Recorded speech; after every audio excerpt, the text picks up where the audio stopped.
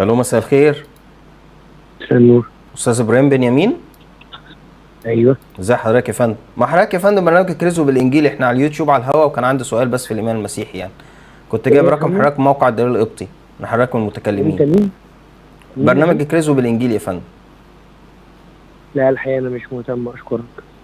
مش مهتم ايه يا فندم؟ ده هو انا بسأل في الايمان المسيحي، يعني كنت عايز انا اعرف مش اله من مهتم اله دي اجاوب. معناها ايه؟ هل مش معناها كده مهتم اله من صدقني. اله، يعني اله اتولد من اله يبقى كده انا الهين؟